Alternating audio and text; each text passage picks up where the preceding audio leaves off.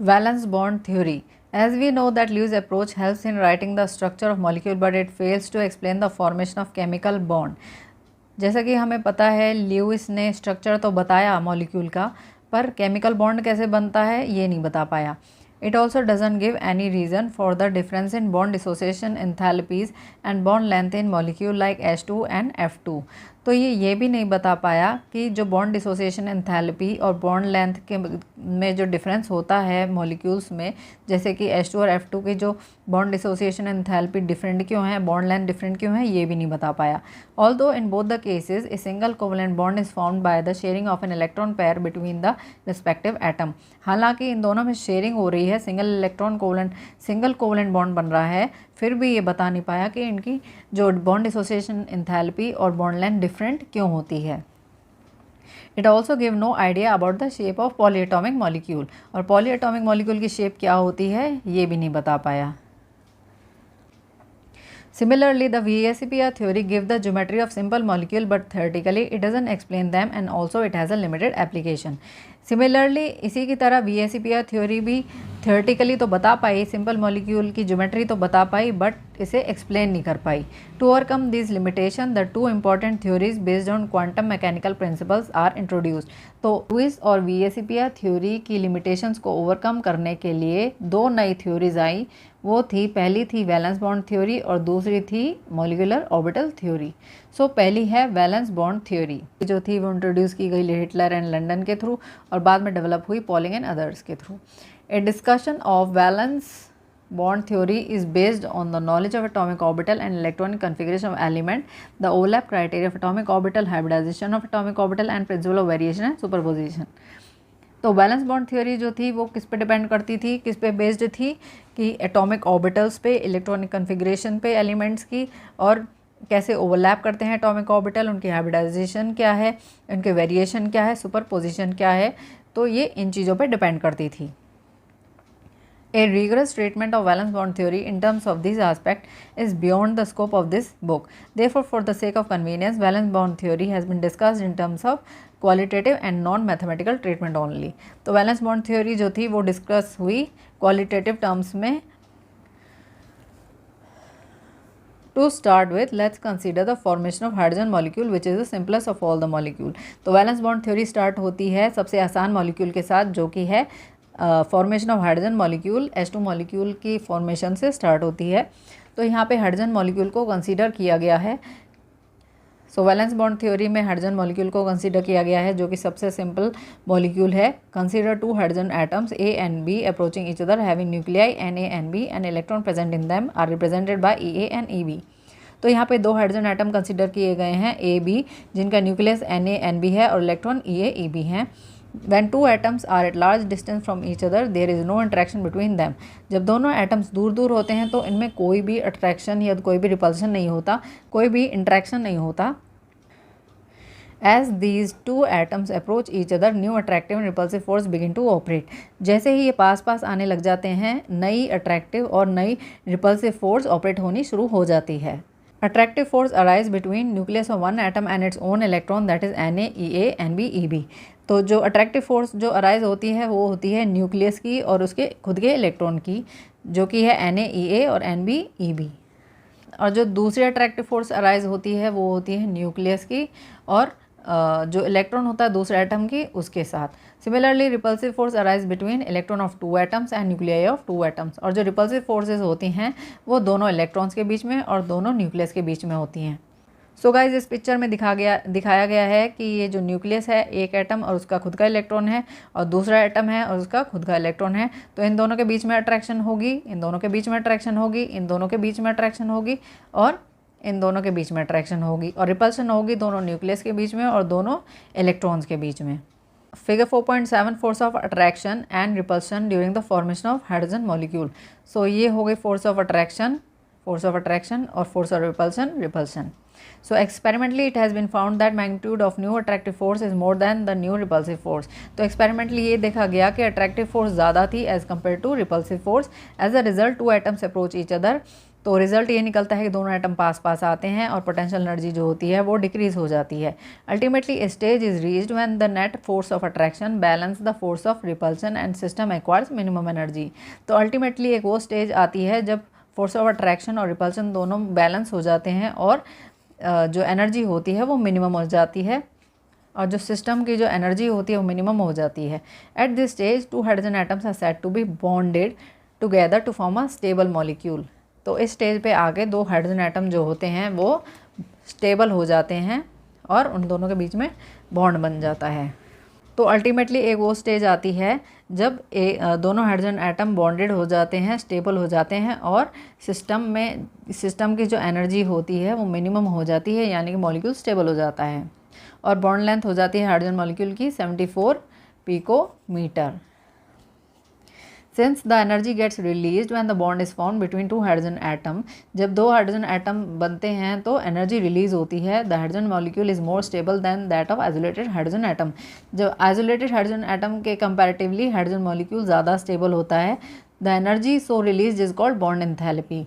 तो जो energy release होती है उसे हम कहते हैं bond enthalpy, which is corresponding to minimum in the curve depicted in figure 4.8। तो बॉन्ड एंथैल्पी जो होती है यहाँ पे सबसे मिनिमम होती है। एक हाइड्रोजन मॉलिक्यूल को तोड़ने के लिए इतनी एनर्जी चाहिए होती है, इसे हम कहते हैं बॉन्ड डिसोसिएशन एंथैल्पी। सो इस फिगर में दिखा रखा है this is the potential energy curve for formation of H2 molecule. ये वो पॉइंट है जहाँ पे दोनों हाइड्रोजन मॉलिक्यूल दूर दूर हैं। जैसे ही वो पास पास आते हैं फोर्स ऑफ अट्रैक्शन रिपल्शन यहाँ पे बढ़ने लग जाती है और ये जब वो पॉइंट आता है जब द फोर्स ऑफ अट्रैक्शन और रिपल्शन दोनों बैलेंस हो जाती है और सिस्टम स्टेबल हो जाता है, एनर्जी मिनिमम हो जाती है, मॉलिक्यूल स्टेबल हो जाता है। Orbital overlap concept in the formation of hydrogen molecule. जब हाइड्रोजन मॉलिक्यूल बनता है there is minimum energy state when 2 hydrogen atoms are so near that the atomic orbital undergo partial interpenetration. तो जब molecule बनता है, हाइड्रोजन मॉलिक्यूल बनता है तो एक मिनिमम एनर्जी स्टेट आती है जब दोनों हाइड्रोजन एटम के एटॉमिक ऑर्बिटल जो होते हैं वो मर्ज करते हैं, ओवरलैप करते हैं और उन एटॉमिक ऑर्बिटल के के अंदर जो इलेक्ट्रॉन होते हैं वो पेयर अप हो जाते हैं, पेयरिंग होती है। The extent of overlap decide the strength of covalent bond. तो जो कोवलेंट बॉन्ड की स्ट्रेंथ होती है वो डिपेंड करती है कि ओवरलैपिंग किस एक्सटेंट तक हो रही है। In general greater the overlap stronger is the bond form between the 2 atom. जितनी ज़्यादा ओवरलैपिंग होगी उतना ही ज़्यादा स्ट्रॉन्ग बॉन्ड होगा। Therefore according to orbital overlap concept the formation of covalent bond between 2 atom result by pairing of electron present in the valence shell having opposite spin. तो orbital overlap concept के accordingly covalent bond जब बनता है तो atomic orbital overlap करते हैं, electron pair up होते हैं जिनकी स्पिन जो होती है वो अपोजिट होती है। Next is directional properties of bond. As we have already seen covalent bond is formed by overlapping of atomic orbitals. जैसे कि हमें पता है कोवलेंट बॉन्ड बनता है जब एटॉमिक ऑर्बिटल ओवरलैप करते हैं। Molecule of hydrogen is formed due to overlap of 1s orbital of 2 hydrogen atom. Hydrogen molecule बनता है जब दोनों हाइड्रोजन एटम के 1s ऑर्बिटल जो होते हैं वो ओवरलैप करते हैं, तब हाइड्रोजन मॉलिक्यूल बनता है। In case of polyatomic molecule like CH4, ammonia, water, the geometry of molecule is also important in addition to the bond formation. अब पॉलीएटॉमिक मॉलिक्यूल की बात की जाए लाइक मीथेन, अमोनिया, वाटर, इनकी ज्योमेट्री भी उतनी ही इंपॉर्टेंट है जितनी बॉन्ड फॉर्मेशन।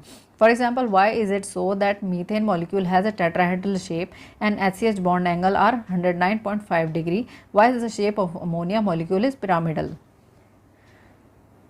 तो ऐसा क्यों है कि मीथेन की शेप टेट्राहेड्रल है, उसका बॉन्ड एंगल 109.5 डिग्री है और अमोनिया की शेप पिरामिडल क्यों है, ऐसा क्यों है? तो valence bond theory explain the shape, formation, direction property of bond in polyatomic molecule like CH4, ammonia and water in terms of overlap and hybridisation. तो वैलेंस बॉन्ड थ्योरी ने overlap और hybridisation की थ्रू ये समझाया कि इन जो polyatomic molecule है इनकी शेप, फॉर्मेशन और डायरेक्शन प्रॉपर्टीज डिफरेंट क्यों है। So guys, next है overlapping of atomic orbitals when orbitals of 2 atoms come close to form a bond। जब दो एटम के जब 2 ऑर्बिटल्स पास पास आते हैं तो वो बॉन्ड बनाते हैं और उनका ओवरलैप पॉजिटिव भी हो सकता है, नेगेटिव भी हो सकता है और ज़ीरो भी हो सकता है। डिपेंड करता है कि उनका साइन, उनका ओरिएंटेशन, ऑर्बिटल का साइन और ओरिएंटेशन क्या है। तो ये ऑर्बिटल है, ऑर्बिटल का साइन सेम होना चाहिए और ओरिएंटेशन सेम होनी चाहिए, तब पॉजिटिव ओवरलैपिंग होती है। This is negative overlapping. Negative overlapping होती है जब साइन डिफरेंट होता है, ओरिएंटेशन डिफरेंट होता है, तो नेगेटिव ओवरलैपिंग होती है। और जीरो ओवरलैपिंग होती है या आउट ऑफ फेज ओवरलैपिंग कहते हैं due to different orientation, direction of approach. जब डिफरेंट ओरिएंटेशन होती है तो जीरो ओवरलैपिंग होती है। Figure 4.9, positive and negative sign on boundary surface diagram in figure 4.9 shows the sign of orbital wave function and are not related to charge। तो जो ये charge दिए गए हैं प्लस माइनस, ये कोई चार्ज नहीं है, ये साइन है वेव फंक्शन के। Orbital forming bond should have same sign and orientation space. This is called positive overlap. Positive overlap होता है जब ऑर्बिटल का सेम साइन होता है और सेम ओरिएंटेशन होता है, तब पॉजिटिव ओवरलैप होता है। Various overlap of S and P orientation are depicted in figure 4.9. Positive और इन फेज ओवरलैप, सेम साइन और सेम ओरिएंटेशन होना चाहिए। सो दिस इज नेगेटिव और आउट ऑफ फेज ओवरलैप, इसमें सेम साइन नहीं है, ओरिएंटेशन, इसमें ओरिएंटेशन तो सेम है बट साइन सेम नहीं है, तो ये नेगेटिव ओवरलैपिंग हो जाएगी। ये जीरो ओवरलैपिंग है क्योंकि इसमें डिफरेंट ओरिएंटेशन है। सो this is positive overlap, this is negative overlap and this is zero overlap. Types of overlapping and nature of covalent bond, तो इसमें बताया गया है कि कोवलेंट बॉन्ड जो होता है दो तरीके के होते हैं, डिपेंड करता है कि ओवरलैपिंग कैसे हो रही है। पहला है सिग्मा और दूसरा है पाई। सिग्मा बॉन्ड जब बनता है जब एंड टू एंड ओवरलैपिंग होती है या हेड ऑन ओवरलैपिंग होती है, उसे हेड ऑन ओवरलैप या एक्सियल ओवरलैप भी कहते हैं। जब और ये जो एटॉमिक ऑर्बिटल्स है इनके कॉम्बिनेशन से सिग्मा बॉन्ड बनता है। फॉर एग्जांपल एसएस ओवरलैपिंग, एक एस हाफ फील्ड दूसरे हाफ फील्ड ऑर्बिटल के साथ जब ओवरलैप करता है इंटरन्यूक्लियर एक्सिस के अलोंग, तब सिग्मा बॉन्ड बनता है। इसमें भी सिग्मा बॉन्ड बन रहा है क्योंकि हाफ फील्ड एस ऑर्बिटल दूसरे हाफ फील्ड पी ऑर्बिटल के साथ जब इंटरन्यूक्लियर एक्सिस के अलोंग ओवरलैप कर रहा है, तब भी सिग्मा बॉन्ड बन रहा है। नेक्स्ट है पी ओवरलैपिंग, इसमें भी हाफ फील्ड पी ऑर्बिटल दूसरे हाफ फील्ड पी ऑर्बिटल के साथ ओवरलैप कर रहा है इंटरन्यूक्लियर एक्सिस के अलोंग, तब भी सिग्मा बॉन्ड बन रहा है। नेक्स्ट है पाई बॉन्ड।